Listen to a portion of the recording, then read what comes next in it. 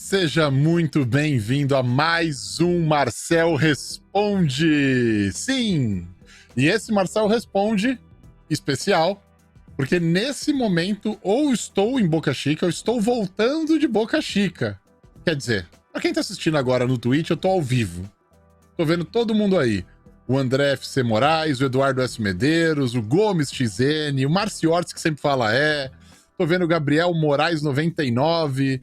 Tô vendo também o Craninho. A galera tá toda aí, muito mais gente assistindo. Dá o seu oi, dá o seu salve. Fala aí que eu falo aí o nome de vocês pra galera sacar que está acontecendo ao vivo mesmo agora, nesse momento, tá? Mas pra quem estiver assistindo no YouTube, vai estar vendo uma estreia. Porém, eu devo estar acompanhando. Se eu não estiver dirigindo nesse momento, eu devo estar acompanhando com vocês ao vivo aí nos comentários do YouTubas, tá bom?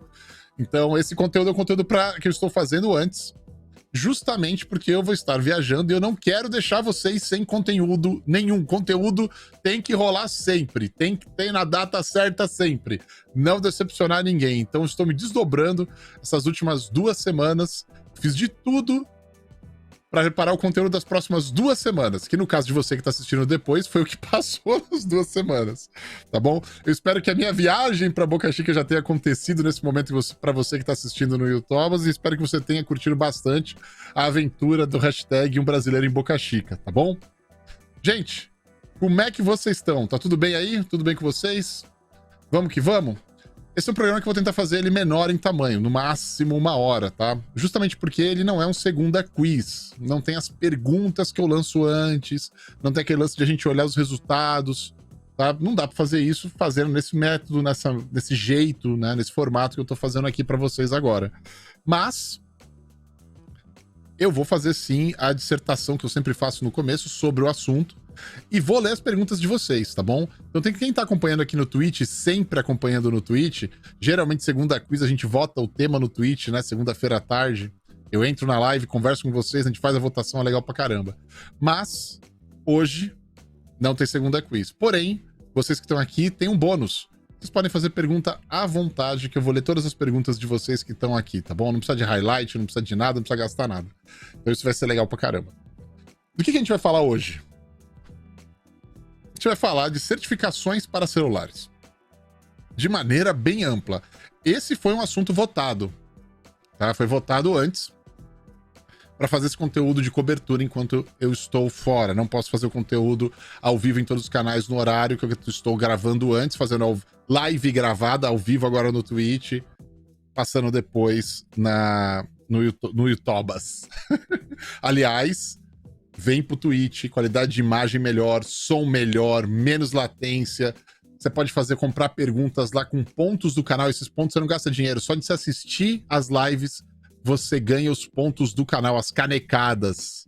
Isso é sensacional no Twitch. Vem pro Twitch. E mais uma coisa do Twitch que é incrível. Sabe esse negócio de membro que tem aqui no YouTube? Pois é, lá no Twitch, cara, você ganha se você tiver Amazon Prime. Você tem Amazon Prime para assistir vídeos, Amazon Prime para comprar coisas e receber de frete grátis, sabe essas coisas da Amazon Prime? Então, se você tem o Amazon Prime, você conecta a sua conta do Amazon Prime com a sua conta do Twitch. E aí você ganha um sub, que seria um membro de graça por mês, para dar pro criador de conteúdo que você mais curte. E você que tá aqui assistindo e já deu sub, renova seu sub, não esquece de renovar seu sub. Por favor, o Prime Sub. Ou compra o sub aí também, você pode comprar por 2, 3, 4, 6 meses aí pra frente. E com isso você também destrava algumas coisas diferentes, como stickers e coisas interessantes só pro Twitch. Olha o Switch. Switch é da Nintendo. Switch é da Nintendo, Marcelo. Switch é da Nintendo. Tá bom? Eu tô gravando agora, tá, Rafael Coelho? E Ulisses também, tá? Eu tô gravando agora, eu tô fazendo isso ao vivo, tá, Ulisses? Ulisses WR. Então a gente tá fazendo um ao vivo pra passar depois no YouTube. O pessoal vai avisando aí embaixo pra vocês, tá bom? Lembrando que aqui no Twitch agora, vocês comentando, vocês conversando, sempre muito ativos, faz essa live dentro do Twitch pra frente. Se vocês derem sub aqui durante a live, ou derem sub de presente pra outra pessoa que não tem, também faz a live mais longe, de repente a gente consegue abrir aí um Hype Train, vai, que é uma loucura, ganhar mais ponto ainda pra poder usar depois no MC101. Aliás, ontem, pra quem tá assistindo agora ao vivo, eu fiz o MC101 com o Iberê Tenório, do Manual do Mundo, e foi fantástico, velho, fantástico. Hype Train acho que chegou no nível 3, cara. ganharam muito ponto no Twitch, agora os caras têm cacife pra comprar pergunta, pra votar no tema da segunda quiz, cara. Impressionante. Impressionante, hein? Ai, caraca, viu? Vou te falar. Seguinte, vamos lá, vamos que vamos. Certificações para celulares. Acho que a primeira coisa que a gente tem que falar quando a gente fala de certificação para celular são os tipos diferentes que... Calma, agora não.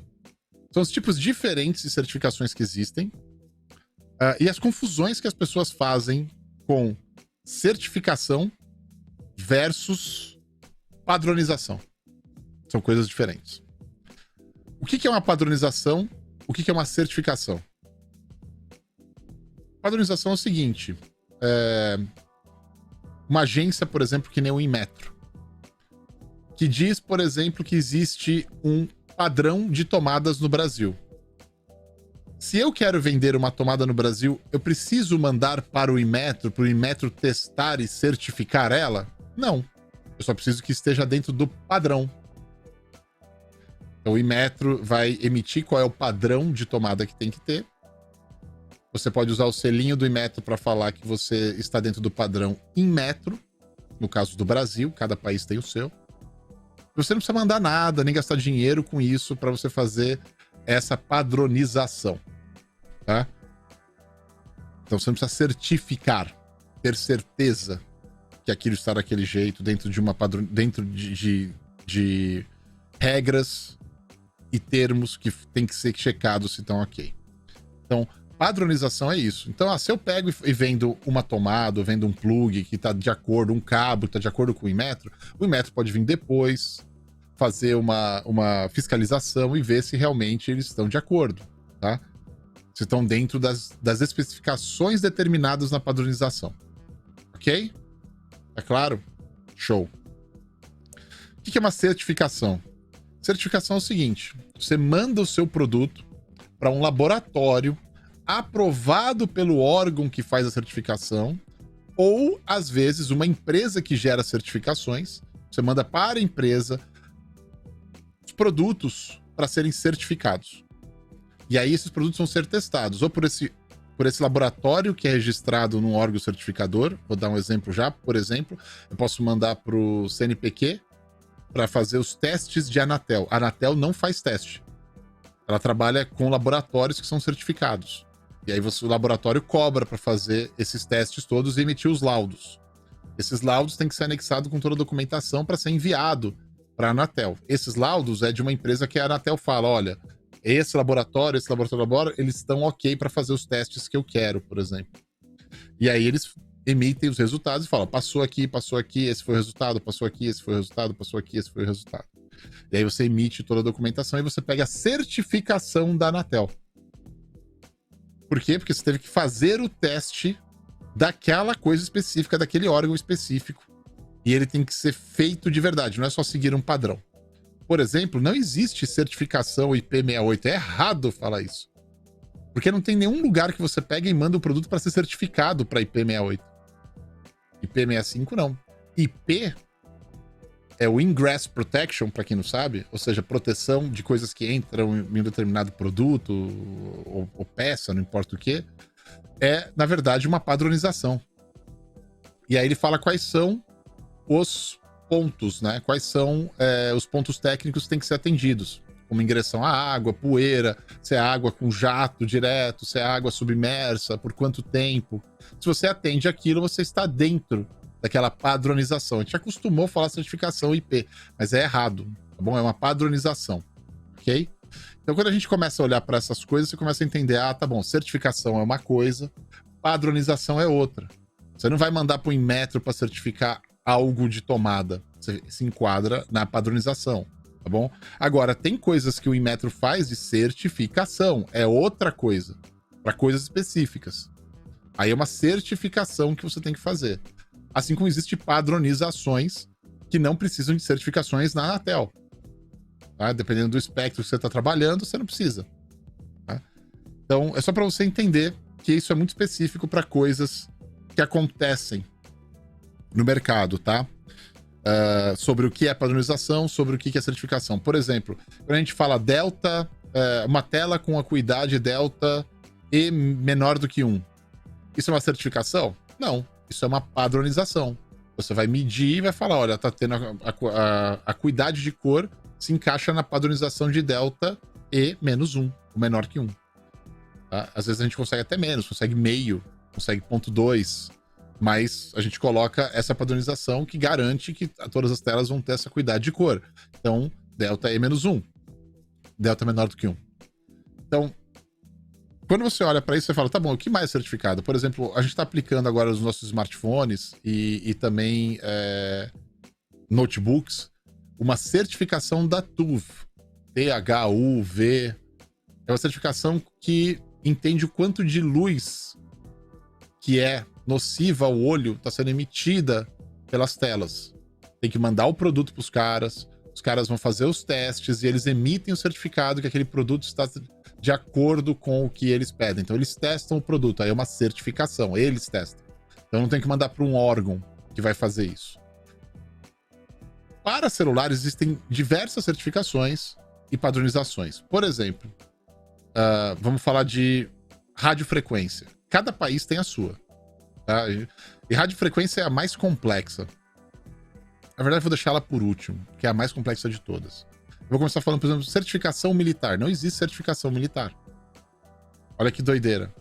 É padronização militar. É um military standard. O governo dos Estados Unidos, para facilitar para todos aqueles que fornecem produtos para o governo, criou uma padronização numérica que exige uma série de requisitos. Você acha isso até no Wikipedia. Botar no Google você acha.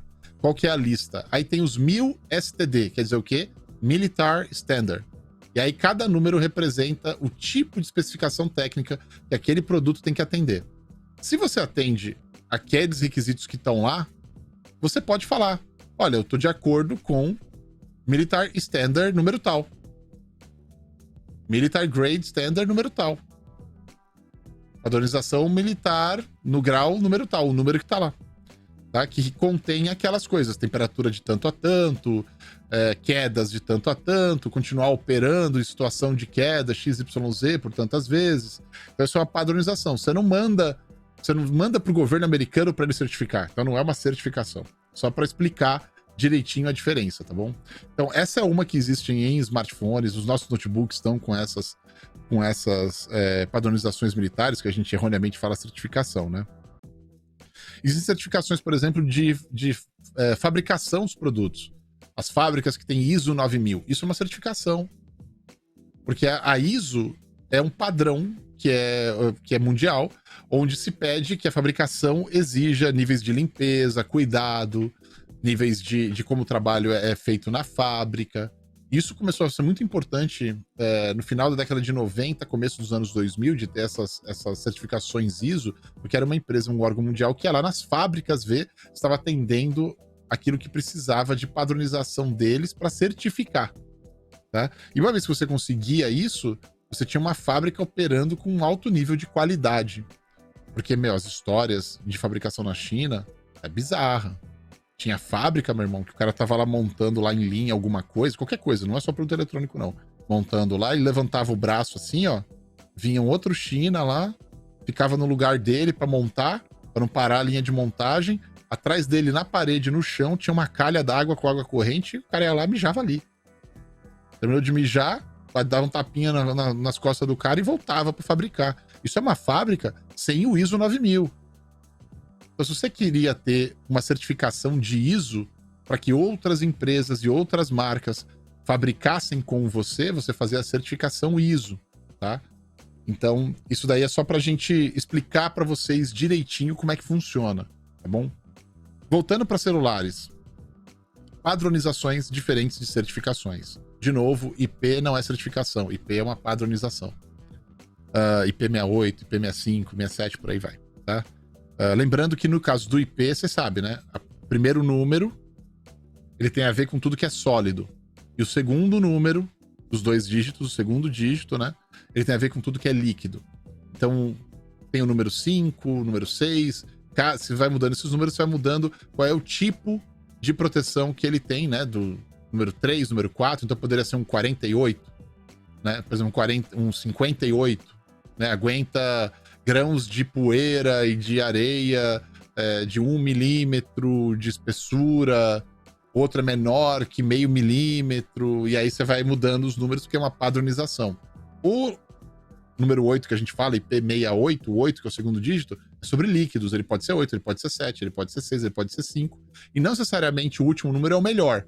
No caso dos sólidos, o primeiro número, que a gente fala 68, então o 6, que pode ser 5, 4, 3, 2, 1, 0, esse sim é cumulativo, porque ele fala do tamanho das coisas que podem entrar ali. Mas o de líquidos, não. O de líquidos ele tem várias situações. Por exemplo, um IP65, ele fala sobre rajadas, jatos d'água entrando em diagonal com força. Já o IP68 fala sobre entrar embaixo da água, submergir. Então, no caso, por exemplo, do Zenfone 8 que a gente acabou de lançar, ele tem as duas certificações, o 65 e o 68. Na hora de falar isso pro consumidor é muito difícil, então você acaba falando 68 porque passa a percepção que o número maior parece que é o mais protegido que tem, tá? Mas, só para vocês entenderem, tá? O Kaique 9347 falou, e o padrão de segurança ACBGN? Isso não é padrão de segurança, você está falando de Wi-Fi, são os padrões que a gente tem de banda de Wi-Fi que ele atende, tá? A certificação seria o WAP, WAP 2, WIP e muitas outras que tem, tá bom? E aí ele fala o seguinte, isso é um padrão mesmo ou certificação? Isso é um padrão. A indústria não certifica o A, o AC, o B, o G, o N em nenhum lugar. Ela se enquadra dentro dos padrões das ondas de rádio que ela pode emitir no Wi-Fi. Se ele consegue entrar dentro daquilo, beleza, que nem o Wi-Fi 6. Do 5 para o 6 não existe mudança de bandas. O que existe é a maneira como ele trabalha com o MIMO, por exemplo, de informação. Múltiplo in, múltiplo out, que é diferente. Né? Ele também tem um lance de prioridade de pacotes, agregação de pacotes, pacotes dormentes que ele vai conseguir recuperar, por exemplo, de dispositivos IoT que não precisa estar comunicando toda hora. É muito louco. O Wi-Fi 6 é muito louco. E o Wi-Fi 6E, por exemplo, aí esse sim tem uma banda a mais, que vai ali na faixa dos 6 GHz. Então o 6Z é o mais completo de todos os Wi-Fis que existem, justamente por causa que ele habilita essa banda. O que o Zenfone 8 e o Zenfone 8 Flip tem agora. São um dos poucos smartphones que tem o Wi-Fi 6Z disponível no mercado, que é uma coisa muito legal, né? Para pensar, 5G ainda vai demorar muito para chegar, e quando chegar ainda vai demorar muito para ficar bom.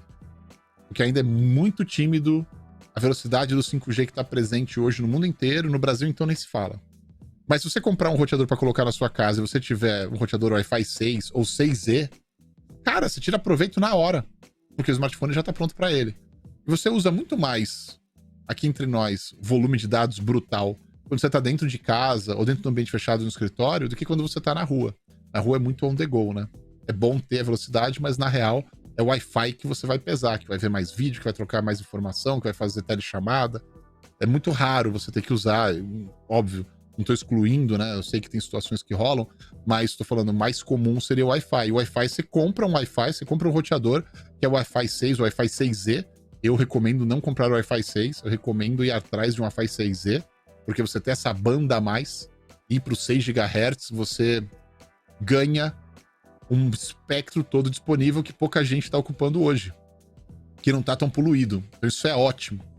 Então você tem toda a tecnologia do Wi-Fi 6, mais esse outro espectro. Então você tem um device que nem o smartphone, que nem o Zenfone 8, o Zenfone 8 Flip, que tem o Wi-Fi 6E, mano, ele vai trafegar nos 6 GHz e não vai ter nenhum tipo de interferência de todos os Wi-Fis que existem se você mora num prédio, dos outros apartamentos. Ou se você mora numa casa, das casas que estão em volta. Ou se você está no escritório, os escritórios que estão em volta. Então você tira proveito disso enquanto é novo, até todo mundo ter, né? Vai demorar alguns anos, aí todo mundo vai ter. Aí quando todo mundo tiver o Wi-Fi 6E, aí não tem tanta diferença assim, apesar de você ter mais uma banda acima de 6 GHz. E aí a coisa vai sendo gerenciada pelo roteador para colocar você no melhor lugar possível, com menos interferência possível. Você aumentou a banda total. Tá? O legal do Wi-Fi 6E é que essa faixa de 6 GHz é uma faixa que ela não precisa de regulamentação, ela é aberta, ela é shared, como se fala. Então dá para usar ela, tá? E é muito legal. Nos Estados Unidos foi liberado, tem que ver em outros países, mas, meu, Wi-Fi 6E é o bicho. É o bicho. Se for comprar o roteador, compre do Wi-Fi 6E. Isso é uma padronização, não é uma certificação. Bom, ele tem que atender os parâmetros técnicos dela para se encaixar nela. Ok? Vamos lá. você pode pensar em mais certificações diferentes, mas agora eu vou falar de ondas de rádio mesmo voltada para algo como a Anatel, que é muito importante. Porque em metro, por exemplo, no smartphone, onde entra o em metro? Entra no plug e entra no cabo usado de força. Então, se é um notebook, por exemplo, o cabo de força que vai até o brick, né, o tijolo, né, onde você liga na energia, esse cabo de força, o cabo tem que ser não certificado, mas tem que estar dentro do padrão das normas do Inmetro. O plug, que é diferente do cabo, tá? São duas coisas diferentes. Ele também tem que estar no padrão do Inmetro. Isso no mundo inteiro tem padronizações diferentes, tá? Tem países que pedem padronizações, tem países que não pedem padronizações, só pedem no plug, não pedem no cabo e assim por diante. Geralmente, países como Brasil, Europa, América do Norte, Japão, Coreia, China, eles têm sim as padronizações deles e eles pedem essas padronizações. Alguns outros países não ligam muito para isso, tá? Então é importante entender como que isso funciona. Não é uma certificação, é uma padronização. A Anatel é uma certificação. Por que existe tanto murmurinho sobre a Anatel, FCC, sobre a Tena, que é chinesa e assim por diante? É o seguinte, gente, todo país no mundo tem uma agência, né, ou um ministério, ou uma agência, depende do país, que faz o controle das ondas de rádio que trafegam no país. Essa é uma questão de inteligência do país, porque é comunicação, e essa é uma questão também de negócios, comercial, porque os espectros são limitados, eles não são infinitos. Os espectros que você tem de onda de rádio são limitados. Então você tem que saber gerenciar isso e determinar para onde cada espectro vai ser usado e por quem. Quais são os malefícios que eles podem causar à população, dependendo de como eles são usados. Então é importante você ter um órgão que regulamenta isso em cada país, e cada país tem o seu. Só que existem políticas diferentes que são implementadas pelos países para usar ou tirar proveito das regras que eles têm. Eu vou dar um exemplo para vocês, tá bom? Não é uma questão de certo ou errado, é só para vocês pensarem. Chile, Colômbia, Bolívia, se eu não me engano, posso estar enganado com relação à Bolívia, México, Peru, não tem necessidade de fazer uma certificação local, como existe no Brasil para a Anatel. Tá? Tudo que você precisa é estar de acordo com você ter a certificação do FCC americano. Se você não tiver a certificação do FCC americano, se você não vende um produto nos Estados Unidos, se você não submeteu para a certificação do FCC nos Estados Unidos, se você quer vender um produto nesses países, aí sim você precisa fazer a certificação desse país. Então ele aceita a certificação americana, que ele entende que está ok. Ah, é só ter lá o FCC? Não. Você tem que pegar a documentação que foi para o FCC e a certificação do FCC e mandar para esse órgão desse país e ele vai aprovar e ele vai falar que tá ok para você comercializar o produto lá. Tá? Só para vocês entenderem mais ou menos o processo, como é que é. Ah, mas por que no Brasil tem? O Brasil é uma merda mesmo, hein? Caraca, nego vai começar a falar isso. Não, não é isso não. Eu acho muito legal o país ter controle sobre essas coisas. Vou dar um exemplo para vocês. O FCC, ele é muito parecido com a Anatel. Ele é o órgão de comunicações que existe aqui nos Estados Unidos. Eles mexem com um monte de coisas e é importantíssimo. São muito similares à Anatel e FCC quase em tudo. O FCC, cara, ele pede baterias de teste, que também, igualzinho, a Anatel segue o mesmo protocolo de trabalhar com laboratórios terceirizados, que são homologados por eles. Você pode escolher e fazer cotação como uma empresa para qual laboratório você quer mandar para fazer os testes. Eles vão dar preços diferentes, você escolhe aquele que você acha mais adequado. Eles também têm prazos diferentes para fazer os testes. Às vezes um é mais caro, mas é mais rápido. Às vezes o outro é mais barato, mas demora mais. Às vezes aquele que é mais caro, ele te dá também um apoio na parte de documentação para você fazer a aplicação. Às vezes aquele é mais barato, não. Então, você tem muito que medir o que cada um te oferece ali na hora que você faz as cotações. Tá? Então, FCC e Anatel trabalham com esse método de laboratórios que estão homologados, que estão ok para fazer os testes que eles pedem, tá bom? O FCC, ele tem uma bateria de testes bem interessante, legal, para proteger uma série de coisas. Se o smartphone está emitindo aquelas ondas de rádio, Tem uma das coisas mais importantes, na verdade, tem vários testes, tá?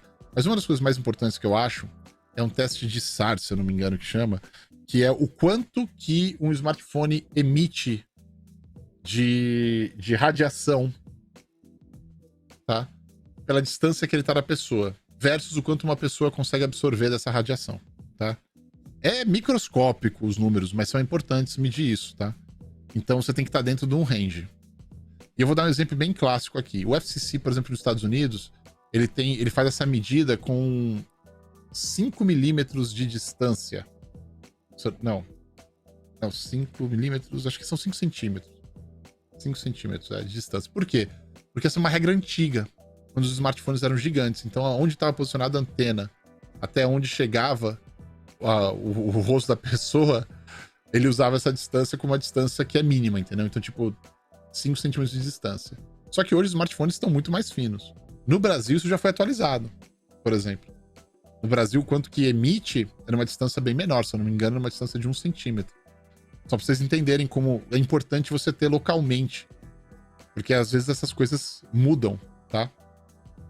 Então, quais são os testes, por exemplo, que uma Anatel faz, que eu tenho mais conhecimento e posso falar pra vocês? Cara, é teste pra caralho. Por exemplo, o FCC não testa as baterias do smartphone. Na Anatel, ela pede testes de bateria, testes da fonte. O FCC não pede testes da fonte. Então, na Anatel, a gente manda 50, 60 baterias que ficam num forno durante um dia inteiro em temperatura alta para ver quantas baterias vão estufar. Olha só o que a Anatel pede, cara. Na intenção de entregar o melhor produto possível, a melhor qualidade possível para um produto. Se não passar no teste, não receber a Anatel, não pode comercializar no país, velho. E se comercializar, quem paga a multa é o varejo que tá vendendo, o varejista. E a multa é alta pra caramba. A trava é ali, no varejo. E se pegar, depois vai atrás da empresa também. Vai para também aplicar multa na empresa e proibir ela de vender aquele produto nacionalmente. É muito louco, cara. As sanções são animais, tá? Então, assim, é muito importante você entender essas diferenças que tem de certificações e por que é tão importante ter órgãos certificadores que estão presentes no Brasil. Tá? O Brasil é um país muito grande, com muitas coisas específicas. Tem os problemas da Anatel em si, que é a parte política. Eu não vou estar falando disso. Eu tô falando da parte técnica, tá bom? Só para vocês entenderem. Então é muito importante vocês entenderem como que funciona isso. Qualquer coisa que tem onda de rádio no Brasil, eu não lembro exatamente a partir de qual espectro precisa de certificação da Anatel. Tá? Mas quanto custa uma certificação da Anatel? Depende. A certificação da Anatel em si é igual para qualquer um, porque o que você paga a Anatel é uma taxa fixa. Agora, o quanto você paga para os testes que são feitos que ela pede, é aí que o bicho pega. Se eu quero certificar um mouse sem fio, um fone de ouvido sem fio, a quantidade de testes que é pedida é baixíssima. Baixíssima. Então é muito barato. Se certificar um mouse, se certificar um fone de ouvido sem fio, você vai gastar aí por volta de 15 mil reais no máximo, no processo todo. Mas eu quero fazer um smartphone. Esse smartphone tem 3G? Tem. Então tem que certificar os testes de 3G. Tem 4G?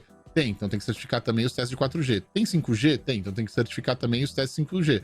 Tem Millimetric Wave do 5G? Tem também. Então tem que certificar isso também. Peraí, tem Bluetooth? Tem. Então tem que certificar o Bluetooth também. Então peraí, tem Wi-Fi? Tem. Quais Wi-Fi tem? Tem o AC, tem o ACX, tem o N, tem o B, tem o A, tem o G. Então tem que certificar todos esses. Então vai ter que passar por testes para todos esses. Olha que doideira. Tem NFC, a porcaria do NFC, a droga do NFC. Eu fiz até um vídeo aqui falando sobre ele. Tem. Então também tem que ir atrás disso daí. Tem que testar. Se bem que NFC fica num outro espectro. Mas, beleza. Tá? Então assim, você tem que fazer para tudo isso, tá? Um teste de smartphone 4G não sai por menos de 100 mil reais. Para você certificar um smartphone. Um modelo. E ainda você tem que mandar pro laboratório por volta de 20 peças desse produto preparados para fazer esse teste. Desses 20, geralmente 10 é o produto como ele é, só com software aberto para os engenheiros poderem entender como que está funcionando toda a parte de software, para eles verem o quanto está sendo mandado de informação para as antenas, voltagem, esse tipo de coisa.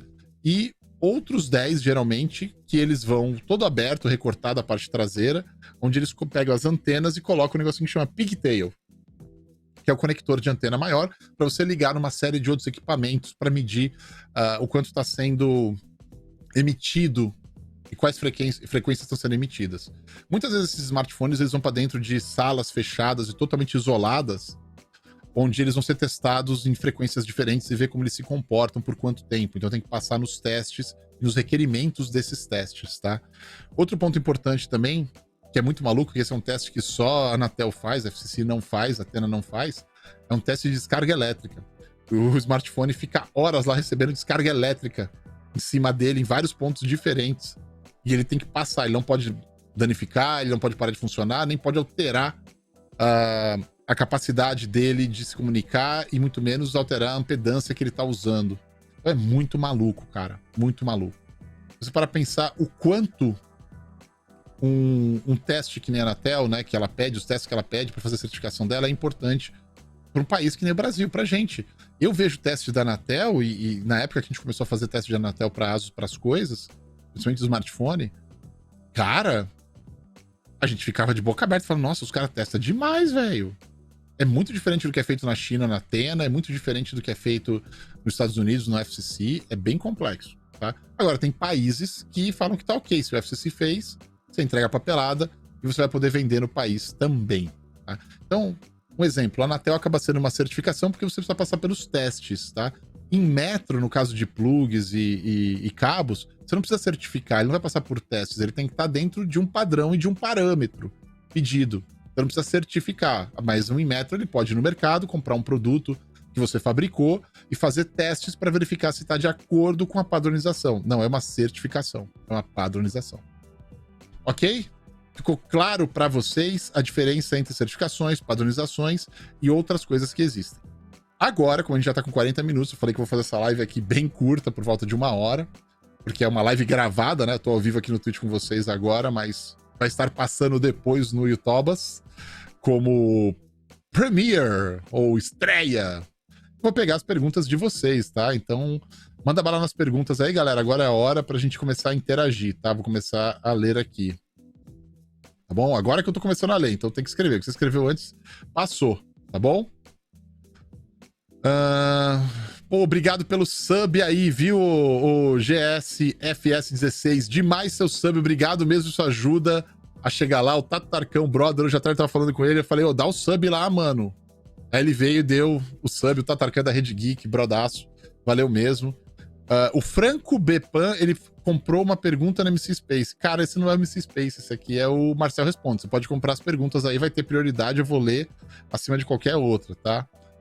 Mas valeu mesmo, valeu por ter mandado. E aí a pergunta do Marcelo Responde veio do Lipe Silva, ele comprou uma pergunta com as canecadas aqui, os pontos do canais, essa bolinha que tem... Não, ali, ó. Ali embaixo tem uma bolinha, tá? Tem uma bolinha ali que você clica, que são as canecadas, os pontos do canais, você pode usar para comprar, tá lá. Marcel Responde ao programa. E aí ele diz o seguinte, o Lipe Silva 2014. Aqui no Equador, os smartphones importados precisam ser homologados para funcionar com a rede daqui. Aproveito e pergunto, em quais países a ASUS vende smartphones oficialmente nas Américas? Depende do modelo que você está falando. Canadá, Estados Unidos, México. Na América Central, a gente trabalha com alguns distribuidores, então se esses distribuidores eles chegam nesses países, aí sim, a gente vende para eles vendem para os países, tá? Mas nem todos os países, os distribuidores que a gente trabalha com o smartphone para América Central, que seria quase o caso aí, praticamente, do Equador, tá? Quase. Na América do Sul, a gente vende smartphone hoje no Brasil. Tinha parado de vender smartphone nos outros países, que eram Chile, Colômbia, Peru e Argentina. Argentina, por causa das mudanças drásticas que aconteceram lá das mudanças de governo e na parte de fabricação local ou não, por isso que a gente parou. Esse foi o motivo. No Chile e na Colômbia, a gente parou porque ficou muito caro o poder aquisitivo da população e o volume era muito baixo. Então a gente focou em notebooks. E no Peru, o Peru estava passando por uma situação econômica bem difícil. Então, mesmo alguns produtos lá que a gente vendia, de notebook, por exemplo, também a gente parou de vender e tá vendendo o mais básico, né? Queria tivesse melhor, mas é uma questão de arrumar a casa e também o Peru melhorar. O Peru subir na questão de economia interna, tá? Para melhorar a condição da galera lá. Eu gosto muito do Peru, velho, mas não esse Peru que vocês estão pensando. Aliás, eu costumava brincar bastante. Na época que eu trabalhava na Intel, eu tive contato com essas terminologias, né? O que é América do Sul, né? Onde começa, onde termina a América do Sul. E dentro da América do Sul existe uma subdivisão. Existe o Brasil, que é um país destacado da América do Sul do resto, é o único que fala português, todo o resto fala espanhol. Então o único país que é totalmente isolado, é quase uma ilha na América do Sul, é o Brasil. Cultura própria, língua própria, regras super complexas para fazer negócio e tal. E aí você tinha o Cone Sul da América do Sul e o Cone Sul e o Cone Norte. Então era o grupo de países do sul da América do Sul e o grupo de países do norte da América do Sul. E aí, onde começava, onde terminava o Cone Sul e o Cone Norte? Qual era a definição disso, cara? Ninguém sabia explicar direito. E aí eu perguntei uma vez para um brother meu, e aí ele acabou recebendo o apelido de Peru, porque ele virou para mim e falou o seguinte, ele em pé, olhando para mim, ele falou, não, é o seguinte, aí ele colocou a mão na cintura assim, ó, imagina que aqui é a cintura, tá? Não é o peito. Aí ele falou assim, ó, daqui é o seguinte, do Peru pra baixo é Cone Sul, do Peru pra cima é Cone Norte. Aí ele recebeu o apelido de Peru pro resto da vida. Eu sempre chamo ele de Peru depois disso.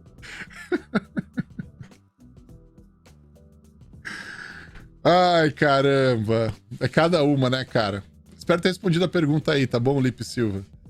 O Ulisses WR comprou uma pergunta aqui no Marcel Responde com os pontos. Valeu, cara. Ele falou o seguinte, Marcel, você acha que o Android tem nível inferior de segurança comparado ao iOS? Não, não acho. Não faço a mínima ideia. Pode me tirar essa dúvida? Não acho que tem. Eu acho que o iOS tenta passar essa imagem para todo mundo, porque ele é um sistema vertical, e a Apple tenta passar isso para todo mundo, que é extremamente mais seguro que qualquer outro. E isso não é verdade. Ambos estão baseados em cima da mesma plataforma RISC-ARM. A parte de hardware são muito parecidos. Podem existir diferenças sim, mas são muito parecidos. E ambos estão baseados em cima do mesmo... Como que eu posso dizer? Lógica de programação que existe do Unix. Tá? Vai existir diferenças, obviamente. Mas a lógica, a segurança vem lá de baixo, vem do kernel. E no kernel eles são muito parecidos. Aí é uma discussão desgramenta. Com o Unix, assim como o Linux é uma derivação do Unix, assim como, por exemplo, o iOS e o Android são derivações do Linux.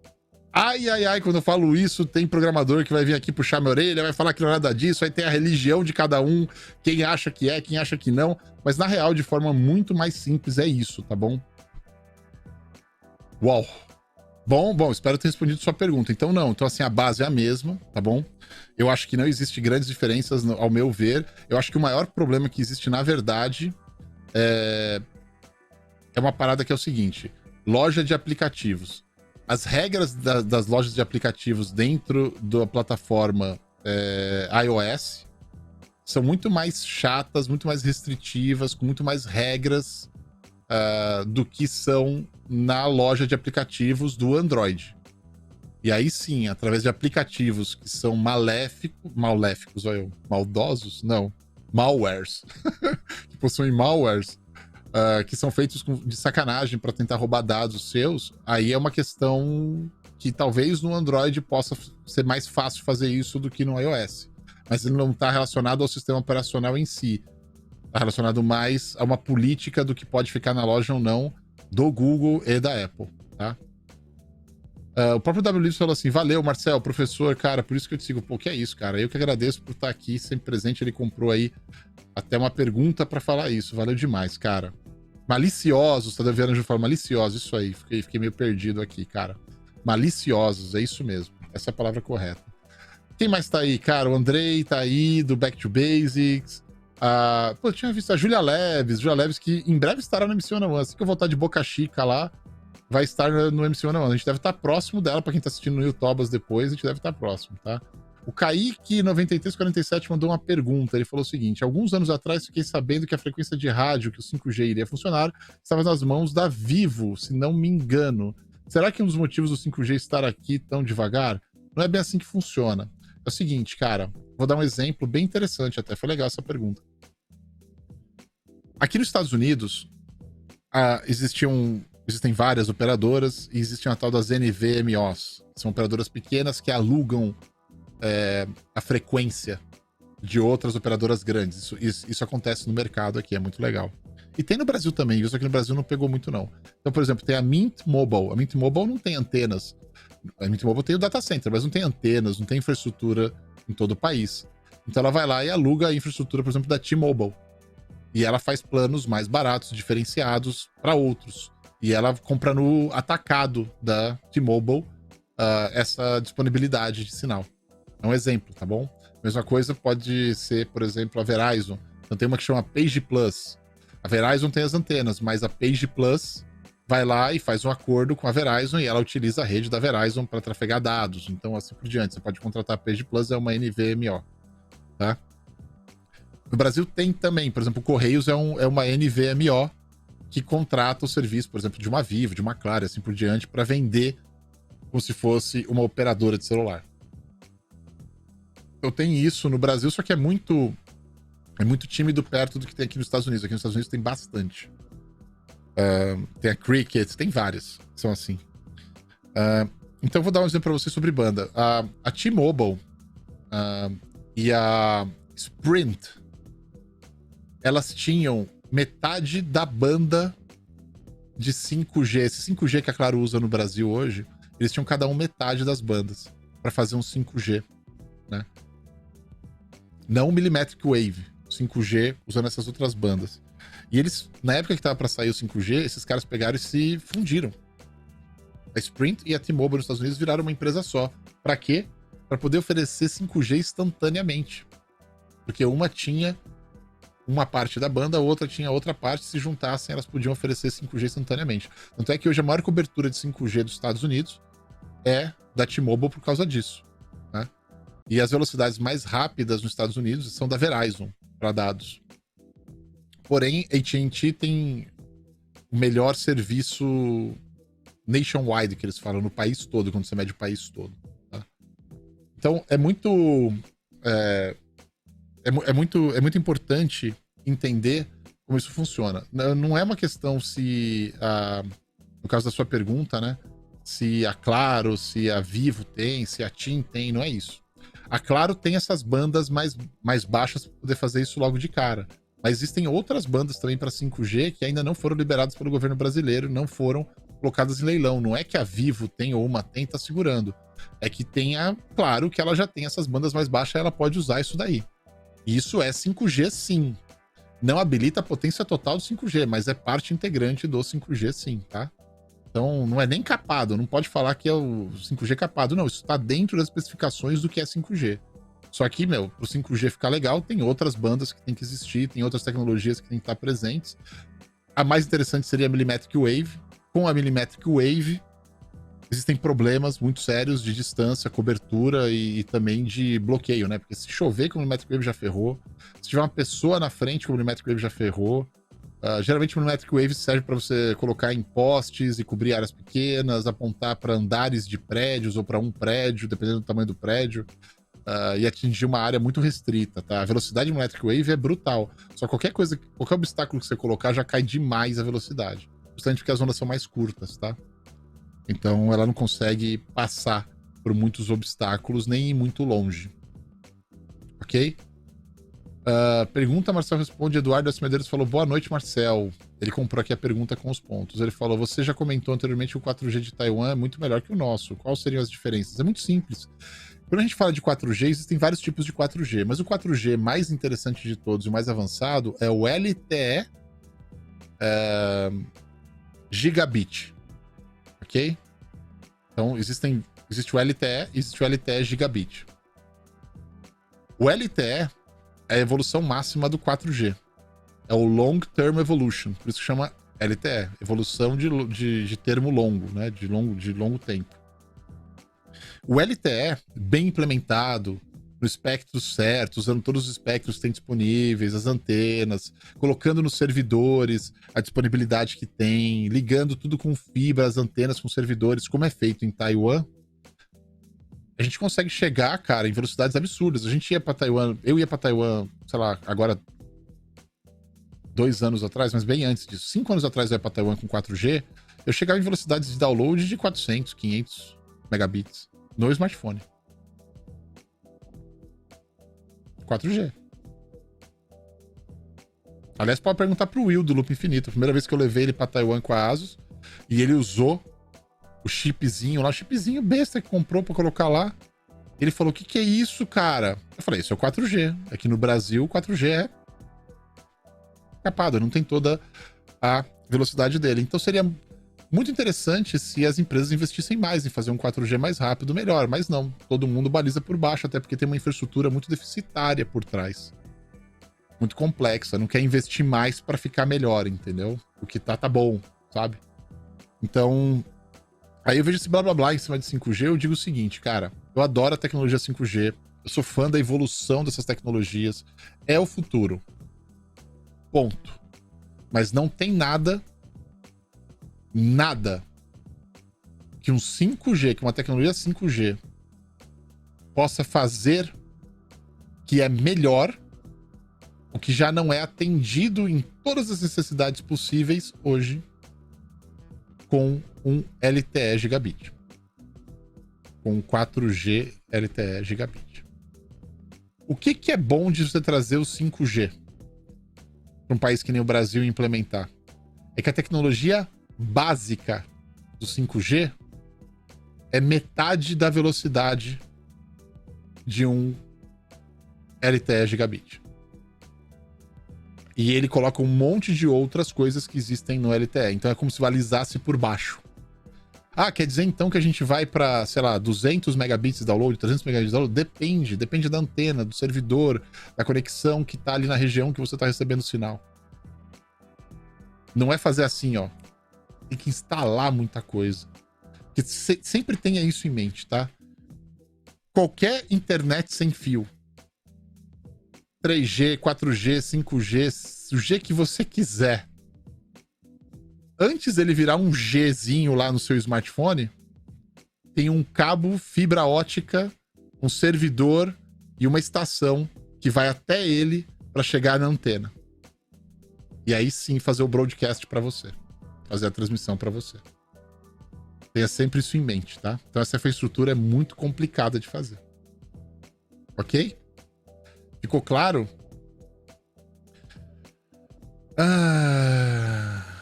Meu Deus do céu, vamos ver o que tem aqui. AT&T e Bell são a mesma? Não, a história da Bell, eu poderia fazer até um outro Marcel Responde sobre isso. A Bell era uma empresa única nos Estados Unidos, era um monopólio, na verdade era um oligopólio, cara, já estava indo para outras áreas muito malucas, mas era um monopólio aqui de comunicações, e quando o governo americano percebeu que ela não evoluía e que ela estava dominando demais, resolveu, na justiça, quebrar a empresa em várias empresas.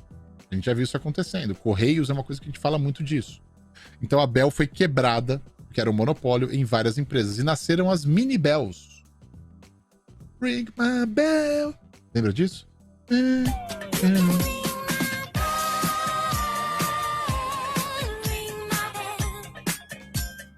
Depois dá a tocada na sineta aí, tá? Pra quem tá assistindo no YouTube. Então é isso. Então a Bell virou as mini Bells. As mini Bells foram as outras empresas que nasceram. Assim, uma porrada de outras empresas que foram divididas por regiões, estados diferentes, para atender a parte de telefonia. Essas empresas depois evoluíram para serem operadoras também de telefonia sem fio, celular. Tá? E, por exemplo, a AT&T comprou a Singular. A Singular era uma das maiores. Então a AT&T vai se tornando uma empresa cada vez maior. Mas hoje tem uma concorrência bem interessante. Você tem a AT&T a nível nacional, você tem a T-Mobile a nível nacional, você tem a Verizon a nível nacional. Tinha a Sprint, mas fez um merge, né? Se fundiu, né? Com a T-Mobile. Então você tem várias empresas. E é engraçado porque tem até empresas rurais que trabalham rurais, assim, para atender algumas áreas específicas, né? E ainda por cima você tem as MVNOs. que são essas empresas que elas alugam a infraestrutura das grandes, né? E por lei, as grandes têm que alugar e tem um preço lá máximo que elas podem cobrar e tal, para não virar um absurdo, tá ligado? E fazer com que fomentar o mercado e ter mais opções. Tá bom? Marcel, o Gomes Tizene colocou uma pergunta aqui muito interessante. Marcel, o caso do Note 7 da Samsung poderia ser evitado com essas reguladoras? Não. Não, porque não era a bateria que tinha um defeito. O defeito estava na montagem da bateria no produto. Então, se eu pegasse todas as baterias que ia no produto e mandasse para esse forno, para esse teste, não acontecia nada. Porque elas estavam ok, elas estavam sadias. O problema no Note 7 é que na estrutura de onde a bateria encaixava, existia um ponto, uma quina que foi criada, que na hora que fechava todo o produto, ela fazia pressão num ponto da bateria. E ela amassava e comprimia ali umas partes da bateria. E aí, ao longo do tempo, você usando, aquilo ali ia deteriorando e aí ele entrava em curto e pegava fogo. Tá bom? Essa era a razão. Ficou claro? E é isso, gente. Gente, estamos chegando aí a 1 hora de Marcel Responde. Eu espero ter clarificado mais para vocês esse negócio de certificação, padronização. Antes de vocês irem embora, eu quero fazer uma raid. Vamos ver para quem que nós vamos fazer uma raid hoje? Quero muito ver quem que tá aí, principalmente na parte de ciência e tecnologia. Ah, não, cara. A gente tem aqui o... Olha só, o Ronaldo, do 35mm. O cara tá lá, velho. O cara tá lá. Vamos lá pro Ronaldão, 35mm. O cara é demais. Vamos invadir ele, fazer uma raid pra ele. Ele vai achar legal pra caramba. Vamos lá, vamos lá. Deixa eu ver se ele aparece aqui. Aparece o Ronaldão. Aparece o Ronaldão. O Ronaldão não apareceu pra mim, velho. Eu não acredito, velho. Peraí, eu tenho que ver por que o Ronaldão não apareceu. Não é possível. Não é possível. Não é possível. Tem que ter Ronaldo 35mm. Eu tenho que fazer essa raid para ele, cara. Tem que rolar, cara, porque a raid é o bicho. Talvez ele tenha entrado enquanto eu tô aqui, aí eu preciso pegar e dar um reload na bagaça toda, mas vai dar muito certo. Chega lá falando, vindo do canal do Marcel Campos, Vazão do Bem, Raid do Bem, parará. Vocês sabem como é que é, né? Então vamos lá invadir. 3, 2, 1, invadindo, vamos lá, aceita aí, vamos todo mundo pra lá, vai ser legal para um caramba, tá bom? Conto com vocês lá, se comportem bem, beijos, se cuidem. E logo, logo tá de volta ao vivo pra todo mundo, porque esse aqui é um dos que vai ficar por último. Beijo, fui, tchau!